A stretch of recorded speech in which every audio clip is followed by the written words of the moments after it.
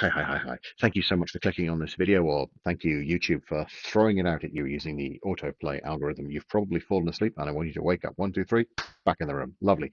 So, look, this is a video about the B-17. As you can tell, there isn't one on the screen at the minute. There will be in a second. Deep breaths, it's coming. I just wanted to kind of say, first of all, just be aware that I swear like a trooper during the course of this, and I want you to be alert to that. And the second thing is, I'm going to talk about the B-17 with my tongue firmly in my cheek, but as a means to talk about the wider war and what was going on. So I hope you both find this interesting and funny and amusing, but also maybe there's some serious things that you can take away from it. Do also be aware that there's some images of dead people during the course of this. If that's a problem, just be alert. It's coming toward the end. Thanks. Bye-bye. Behold, the mighty B-17 bomber, backbone of the 8th Air Force in WW2. It flew from Ingerland to Nazi Germany and pounded the shit out of Berlin, Dresden, Lubeck, and a dozen other cities besides. It flew in the Pacific, in China, in Southeast Asia, in North Africa, Sicily, Italy, and even Soviet Russia. And it was a tiny bit shit, if truth be told.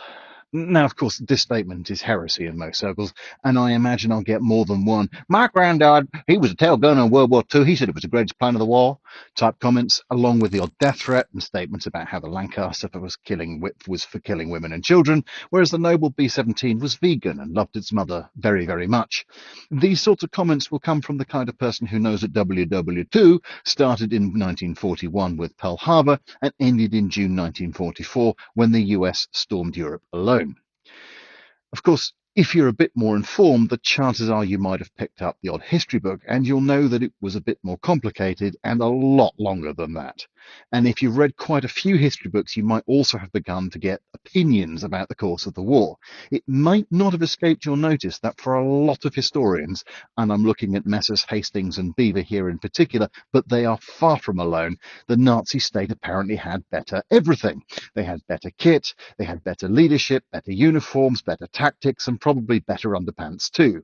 To quote Max Hastings, "Man for man, the German army outfought and outthought his Allied counterpart." It's a widespread view held by many, and frankly, it is a load of old bollocks. The counter-argument is fairly simple. Every single German in uniform was either killed or captured, and Germany lost the war.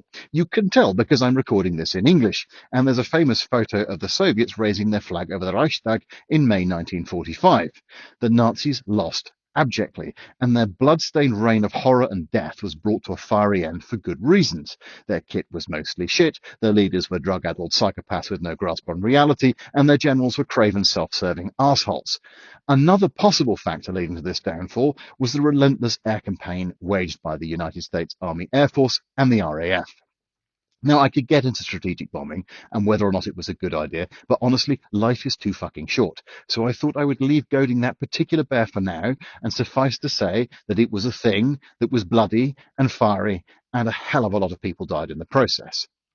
Now, this fetishization of the Nazi war machine gets my goat, as you may be able to tell, and I'm more than a bit trepidatious about recording a video in which I say one of the primary pieces of Allied kit, in this case the B-17, was a bit crap.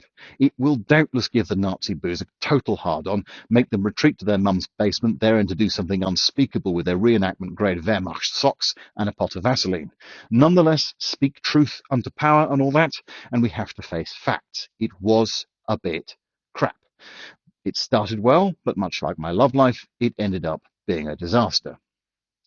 Okay, let's start with what you want a bomber to do. Assuming for a minute that you think strategic bombing is A++ super good, and or you don't actually have any means of getting at the enemy on land because, say, you live a long way away, or you got careless, trusted the French, and as a result lost your whole army's entire firepower on a beach in Dunkirk in May 1940. If you were sitting down with a blank piece of paper and the Nazi war machine bearing down on you, you want a plane that can do a few different things all at once. Let's start with some basics. It needs to be quick, it needs to have a decent bomb load, it needs to have good range, and of course it needs to not cost the earth. So let's look at those factors in turn.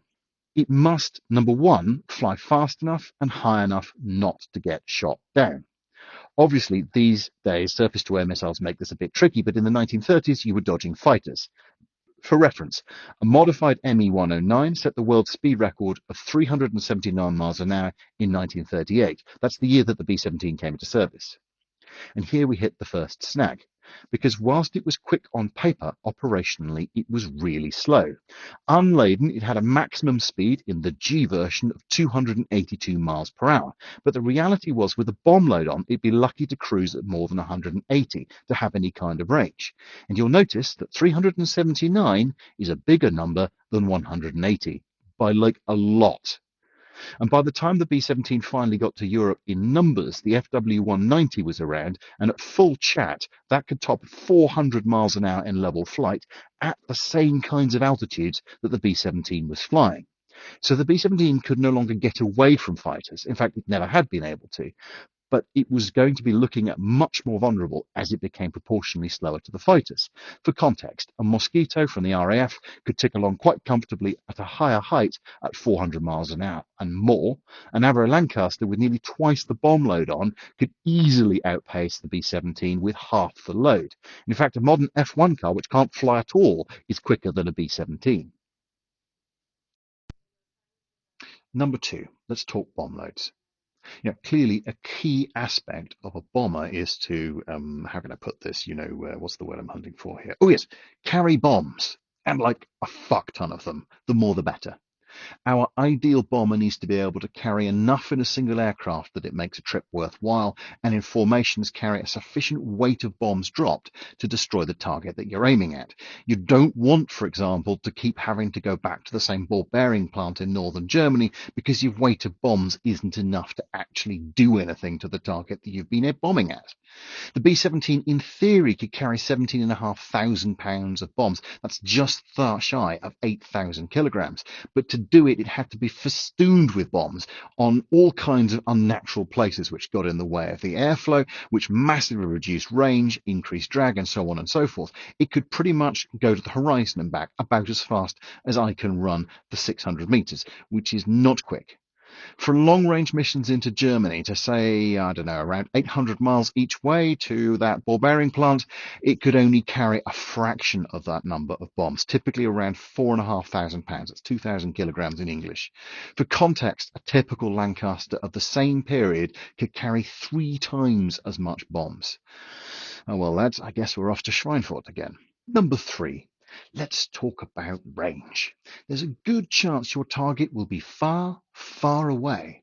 In fact, if you're the United States in the mid-1930s, and assuming you haven't suddenly got the ump with Canada or Mexico, it's bound to be the case because you've got the Pacific on one side and the Atlantic on the other. Whatever you're going to go and hit is going to be a long way away.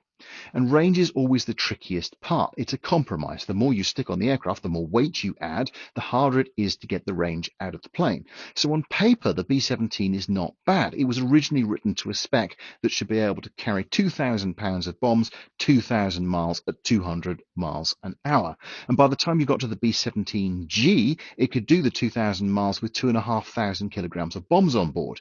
But the reality is that in operations, in real-world situations, the G would need some room for maneuver. Formation flying meant lower loads, less range. So realistically, 800 miles there and back was probably about as far as you could go. And in 1938, that would have been brilliant. But it wasn't 1938 anymore. It was 1943. And frankly, that's not far enough, carrying enough. A little note here for the Luftwaffe, by the way. Sometimes the enemy are more than 100 kilometers away, and you may need to do something that can go far. Whatever you do, don't mate 2 engines together and get obsessed about dive bombing. I'm looking at the HE-177 in particular. You know what? That's a whole thing. I won't get into it here.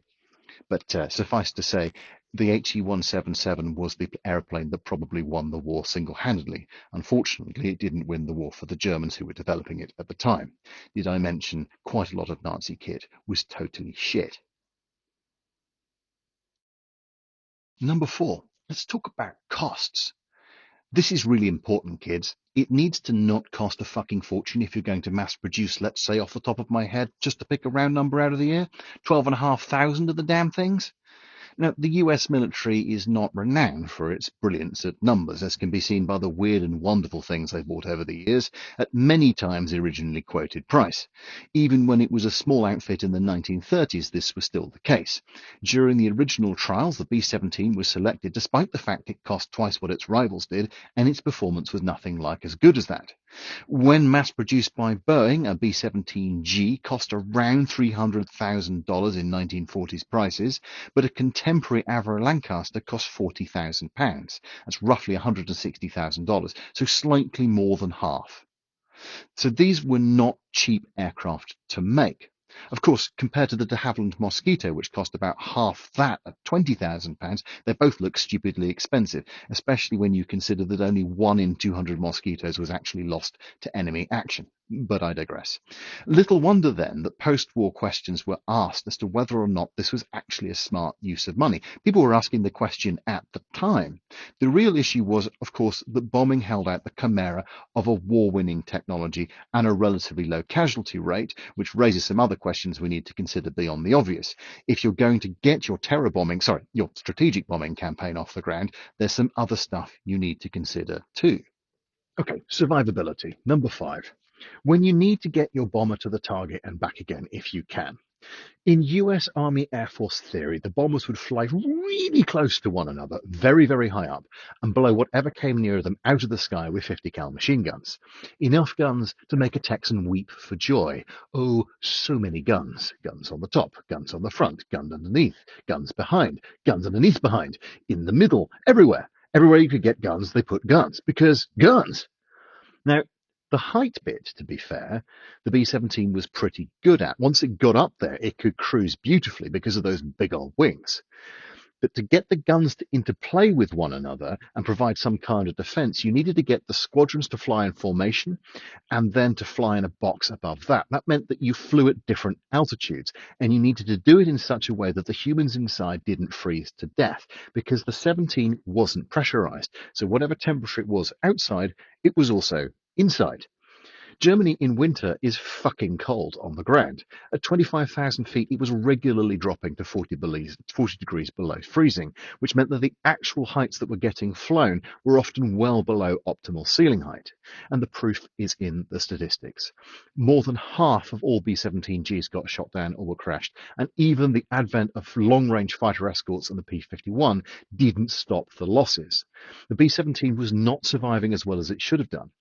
In fairness, in places and certain circumstances, it could take a hell of a lot of punishment if it got shot in, say, the wings. But flying straight and level against massed German flak and fighters, more often than not, it got torn to shreds. The RAF flew a similar number of bomber missions over almost twice as long and suffered fewer casualties, despite having spent the first 18 months of the war getting shot down in prodigious numbers. In fact, the RAF did sample the delights of the B-17 in 1940, taking 20 of them. After 3 missions, they'd lost 8 to malfunctions or Messerschmitts and simply refused to take any more, quite sensibly packing the remainder off to Coastal Command where they couldn't do any harm to anybody. And this was the point at which the British Army thought having a bit of artillery that worked was quite posh, and was sending crews to fly and die gloriously for the Empire in death traps like the Hadley Page Hampton. The RAF quite sensibly went for the B-24 when it adopted American kit, and in fact, truth be told, the B-24 was used by everybody, including, of course, the USAAF, in preference to the B-17, but it was only in Europe the 17 was predominant. Not helping with the survivability was the frankly unsporting nature of the Luftwaffe, and to some extent the Imperial Japanese Navy in the Far East. They developed fighters that could specifically chase down and kill the B-17s. In fact, they took really crap fighters like the Me-110, which was faster than the B-17 anyway, and set it up specifically to become a fighter interceptor. It could cruise up, shoot a B-17 down, and return to base for coffee and sauerkraut, no problems. The much more ferocious FW-190 could be, and indeed was, piloted by almost untrained reserves who flew in strafing runs up and down the lines of B-17s, shooting 4 or 5 rounds in crucial places which would take an entire plane out. Adolf Galahad, renowned fighter ace and all-around lying Nazi bastard, used to instruct his Me-262 pilots to simply line up, close their eyes, and fire their rockets. And every single time they would score a hit just because of the number of planes in the sky. He also knew that he had a closing speed head-on of over 800 miles an hour, and there was simply no way on earth that the wall of fire stuff that the Army Air Force said would work could take down a jet. In fact, it never worked, and only the arrival of the superb P-51 Mustang actually allowed the USAAF to return to the skies above Germany in mid-1944. Okay, number 6, upgrades. The theoretical bomber we're going to build here to stave off the Nazi masses needs to change over time. It's got to keep pace with the developing enemy who will, as we've seen, do totally unreasonable things like build better and faster fighters to shoot you down with. There were a vast number of variants of the B-17, frankly far too many to go through in any detail, but each was basically the same machine with basically the same speed and basically the same load, just with more guns, because, my God, guns! This culminated in the frankly bonkers but rather wonderful YB-40, which answered the question, what if we stopped even trying to bomb and just added more guns? This fucker could hold up to 30, yes, that's 30 50 cal machine guns from basically every part of the plane, although it more usually fielded a very reserved 18. The hope was that this, as a B-17, would have the range of the other bombers, but it would be able to act as a fighter in the middle of the formation. Of course, it didn't fucking work. The problem was it was really heavy. All those guns stuck out into the airflow, and once the other bombers had dropped their loads, it fell to the back of the formation, where it made a nice easy kill for a Luftwaffe pilot looking to add to their tally. It was withdrawn after just a few months, and the lessons learnt became part of the B-17G instead. Anyway, all that to one side, despite the various upgrades and improvements, the basic concept was just miles behind the times. If you think that the airspeed record that was being held in 1935 when it first took off was 350 miles an hour, and when it flew in 1938 was 400 miles an hour, the 17 became absolutely ludicrously outclassed by 1945 when it was retired, when the airspeed of the ME-262 was topping out at about 600 miles an hour. A bomber trundling along at 180 then was in deep, deep shit throughout the war.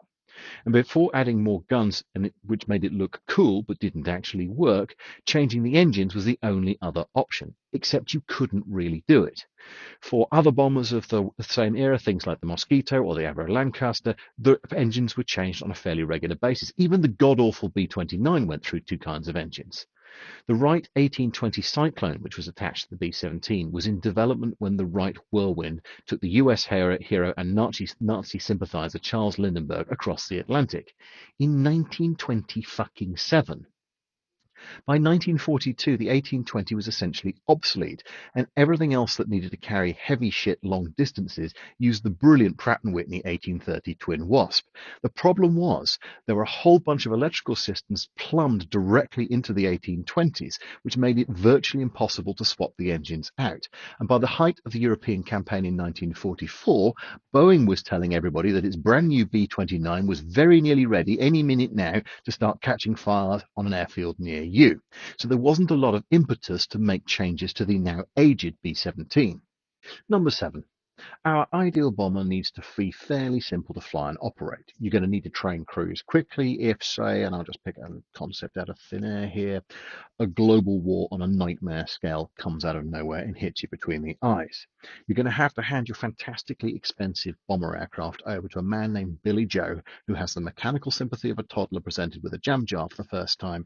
You need to train him quickly, get him in that aircraft, and send him off to try and bomb that goddamn ball bearing plant again.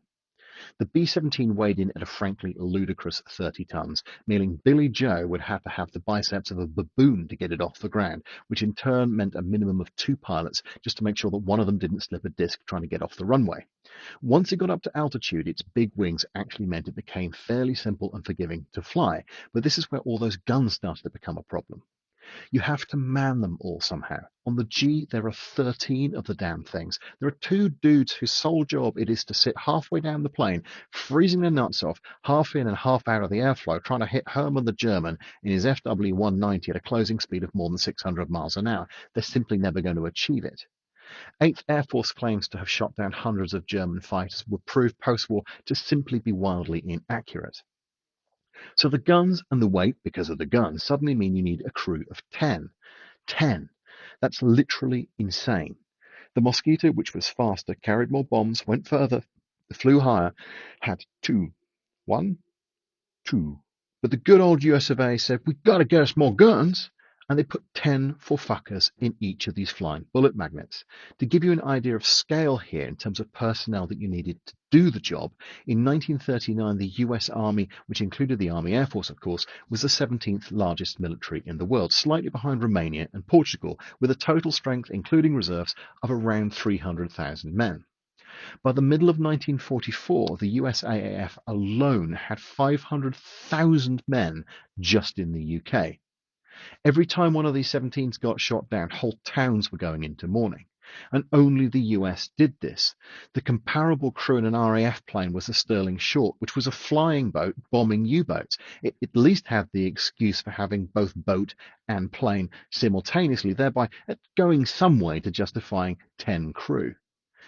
This was wasteful in the extreme. It was wasteful on human lives, it was wasteful on training, it was wasteful on cost. And if they'd been able to see clearly to their way of actually taking the guns out of the ships, they could have had far fewer crew on board with a similar amount of protection. Talking of crew and numbers of individuals involved, number 8. Our platonic ideal for a bomber also needs to be reliable and easy to service.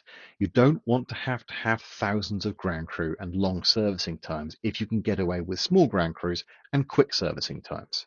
Here again, HE177, I'm looking straight at you. If you say, and I'm just throwing this out there, put the oil pipe next to the radiators, bury them in the wings, put two engines on top of one another, and wait until the oil runs out, they will rupture, catch fire, and kill the crew. I mean, it isn't a problem because in that case, all the people that were dying were Nazis, but you probably shouldn't do it anyway. It's just good practice. See also the B-29. That's another story. We'll go there another time. Let's move on. Every other plane in the Allied Air Force used hydraulics to power stuff like flaps, landing gear, that kind of thing. Partly this was if you lost an engine, although it was bad, some pressure would stay in the system, and because these are prop aircraft, that prop will continue to rotate and continue to push fluid around the system, which may give you some control for a bit longer.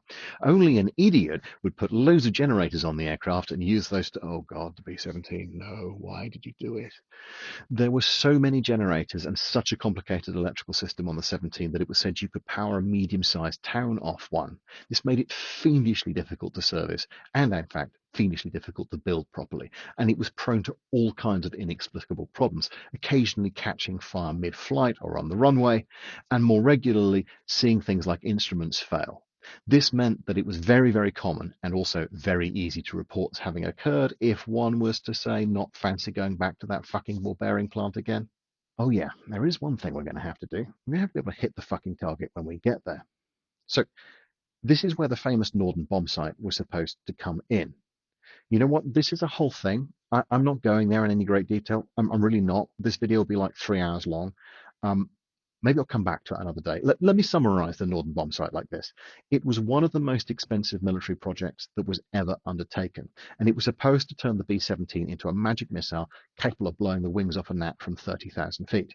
Suffice to say, it didn't fucking work like that, and there were lots of reasons why not, but crews were lucky to get their bombs within half a mile of their intended target. Its failure meant that actually, however good or bad the B-17 was, the whole philosophy and approach of the US Army Air Force to strategic bombing had a fundamental flaw before it began.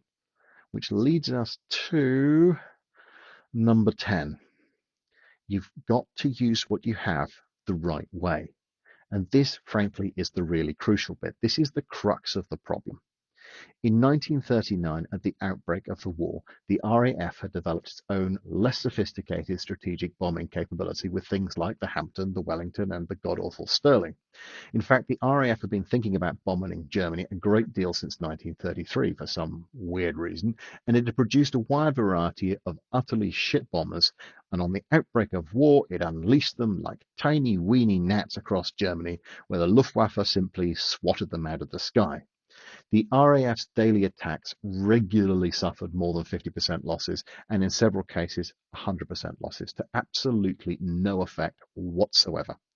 The bomb loads were too small, the targets were too hard to find, the German fighter and flak response was too strong, and the aircraft were utterly, irredeemably crap, with the possible exception of the Wellington. However, by the time the USAAF joined the party in meaningful numbers, the RAF had got some serious kit and done some serious thinking, and it had switched to night bombing. Now, that's a story for another day as to why it did, because it goes to the question as to whether or not strategic bombing was a good idea. But what we can say with absolute clarity is that US Army Air Force theory was complete bullshit. Operation Point Blank was the attempt to destroy the Luftwaffe on the ground, and it was the first time B-17s went in mass formations. They suffered 35% casualties in doing so and achieved absolutely fuck all. On two separate occasions during the war, the USAAF was stopped from bombing Germany because of extreme losses. 7% was considered acceptable, and yet if you had a tour of 25 missions, that meant the crew would be dead twice over, and losses were rarely as low as 7% until the dying days of 1944 and early 45. This is exactly the kind of short-sighted, bloody-minded bravery over brains that cost the British and the French millions of dead in World War One. And whilst one can certainly make the case that it was more noble to try and attack during daylight, there's exactly no evidence that it did anything like the same kind of damage as being claimed. And certainly the RAF's night attacks were at least, if not more, as effective. So whilst and I hope everyone else watching this, can salute the astounding bravery of the crews, the effectiveness of the tactics was piss poor, and leaders like Hap Arnold, Carl Spaatz, and Curtis LeMay largely got away with it by blaming everyone else and anyone else whilst claiming that they were being humane. That same leadership, I should point out, let's take LeMay as an example, when it was transferred to the Pacific Theatre, showed exactly how humane they could be by killing more than 250,000 Japanese in 6 months through strategic bombing with the deeply flawed B-29. Of course, that culminated then in killing 100,000 people with 2 atomic bombs, bombs which, if the war in Europe had continued, would absolutely have been dropped on Germany by the USAAF. Don't claim that this was because of humane reasons. Okay, so what have we learned? The B-17 was slow, it couldn't carry much, it couldn't fly very far, it didn't hit much when it got there, it had a large crew, it couldn't be upgraded easily, it couldn't defend itself well, it was hard to service, it cost a fortune, and it was used badly by the USAAF. Otherwise, it was great, aside from the looks. I mean, seriously, that is one fucking ugly aircraft. None of this, however, should be taken to mean that the crews were anything other than seriously brave. The men who actually flew these metal death traps were incredible. They were being asked to do a job in outdated, outclassed, outgunned airframes on poor tactics, and none of them wanted to do it, but they did it day after day and month after month. They took staggering losses, something like 47,000 in the ETO alone. They are the ones we should remember and revere, not the aircraft itself, which was, to be honest, a bit crap. Um, okay, well, thank you very much for listening to what I had to say there. You've got to the end. I'm confused. I didn't think anybody would make it through basically half an hour of me ranting on about stuff, and you've done it. You should immediately go to your nearest purveyor of cookies and buy one and have it and enjoy it and pat yourself on the back for a job well done. And if you're apoplectically angry, as I suspect some of you are, do feel free to pop that in the comments and I will dutifully read and completely ignore your message. But if you want to have a slightly silly tongue-in-cheek exchange, I'm very happy to do that too. Thank you, no, genuinely, thank you very much for making it to the end of this video. It means a great deal. It's actually been an awful lot of effort to get this done. I'm very pleased to have done it, and I hope to do more in the future. Thank you. Goodbye. No, no, really, you can go now. No?